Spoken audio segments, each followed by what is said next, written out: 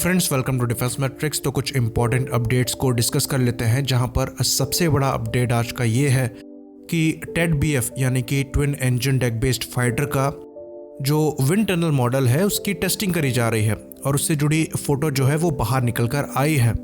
तो wind tunnel model की जो टेस्टिंग है वो ये शो करती है कि नेवी ने हो सकता है डिज़ाइन को फाइनलाइज कर लिया हो, क्योंकि विंड टनल मॉडल को बनाने से पहले जो डिज़ाइन का परफॉर्मेंस डेटा है उसको सिमुलेशन के थ्रू निकाला जाता है और एक बार सिमुलेशन में चीज़ें आ जाएं उसके बाद विंड टनल मॉडल बनाया जाता है।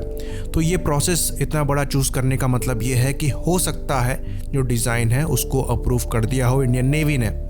साथ में ये चीज़ ये भी शो करती है कि जो टेड BF का प्रोग्राम है वो भी टाइम पे चल रहा है और अच्छी खासी प्रोग्रेस उसमें देखने मिल सकती है।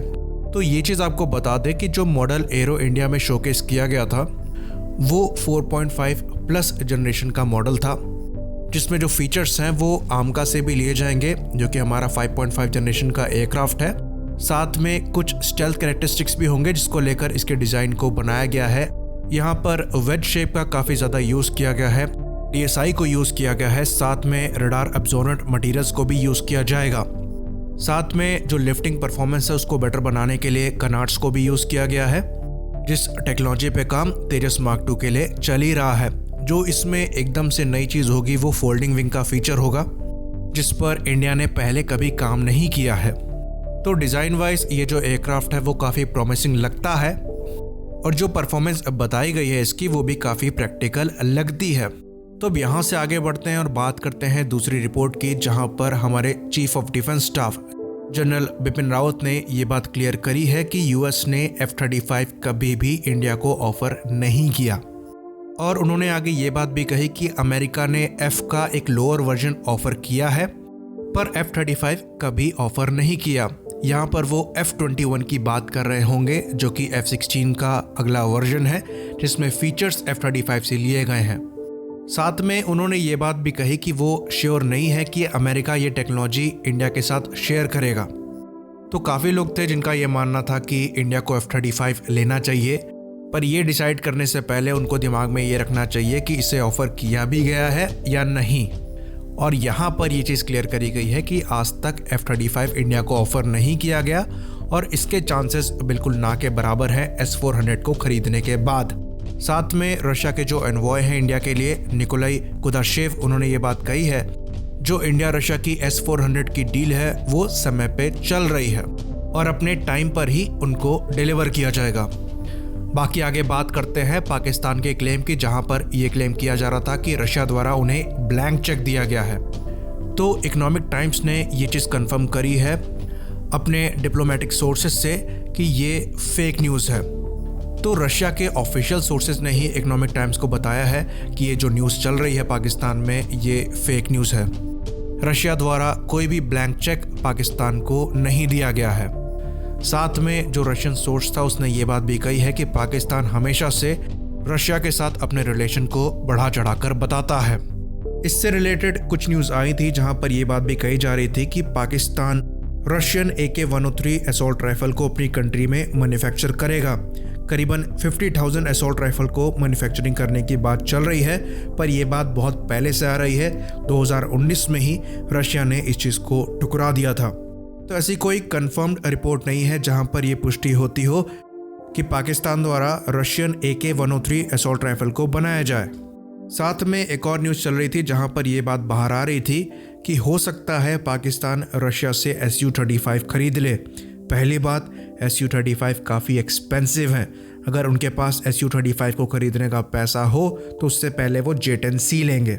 दूसरी चीज़, ये फेक न्यूज़ है।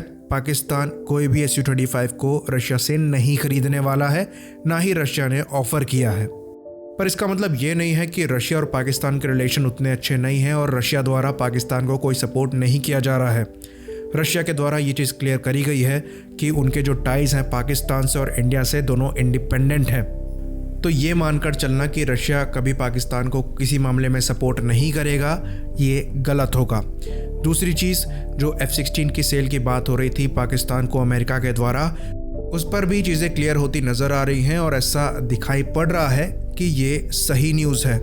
तो यहाँ से जो चीज़ समझने वाली है वो ये है कि चाहे रशिया की बात कर लें, चाहे अमेरिका की बात कर लें, कोई आपका परमानेंट एलाई नहीं है। और इसके पीछे आप दूसरी कंट्री को ब्लेम नहीं कर सकते। हमारी कंट्री की जो डिप्लोमेटिक पॉलिसी रही है वो ये रही है कि हमने कभी किसी की साइड नहीं ली, तो हमारे लिए भी कोई किसी की साइड नहीं लेगा। बाकी आगे बढ़ते हैं एक और इम्पॉर्टेंट न्यूज़ पर। तो HAL ALH नेवी को लेकर जो क्रिटिकल ट्रायल्स हैं वो आगे चलने वाले हैं। और ये जो ट्रायल्स है वो इंडियन नेवी की नेवल यूटिलिटी हेलीकॉप्टर्स की रिक्वायरमेंट को पूरा करने के लिए है।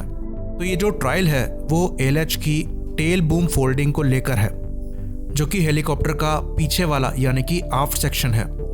तो ये जो ट्रायल्स हैं इसको प्लान किया गया है अगले महीने, जहां पर ALH डेमोन्स्ट्रेट करेगा कि वो हैंगर्स में और जो हेलीडेक्स हैं वॉरशिप्स के उसमें आराम से फिट हो सकता है। तो नेवी के रिक्वायरमेंट के हिसाब से जो पहला ALH मॉडिफाई किया गया है वो 1 महीने के अंदर अंदर फ्लाई करेगा। तो ये जो ट्रायल है ये HAL द्वारा ही किए जा रहे हैं और मॉडिफिकेशन करने के बाद ऐसी उम्मीद करी जा रही है कि ये इंडियन नेवी की जो 111 यानी कि 111 नेवल यूटिलिटी हेलीकॉप्टर की रिक्वायरमेंट है उसको पूरा करने में सक्षम होगा। तो इंडियन नेवी ने पहले ही करीबन 20 यूटिलिटी हेलीकॉप्टर को लीज पे लेने की रिक्वायरमेंट जो है वो जारी कर दी है, पर वो एज अ स्टॉप गैप है। तो उनकी जो मेन रिक्वायरमेंट है वो अभी तक पूरी नहीं हुई है। और अगर HAL की प्रोग्रेस अच्छी रहती है तो ALH के अच्छे खासे चांसेस बन जाते हैं।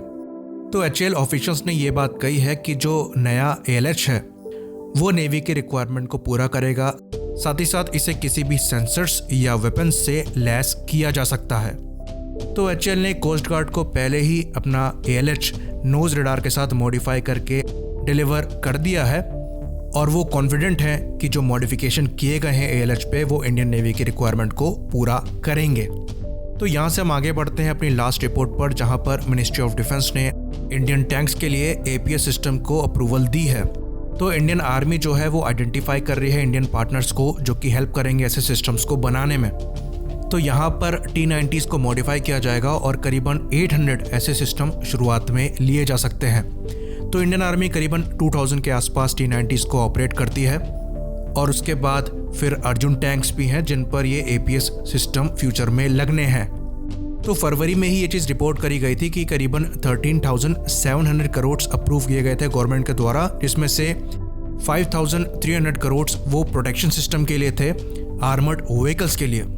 तो एक्टिव प्रोटेक्शन सिस्टम पे पहले ही हम काफ़ी डिटेल में बात कर चुके हैं, वीडियो को डिस्क्रिप्शन पे शेयर कर दिया जाएगा।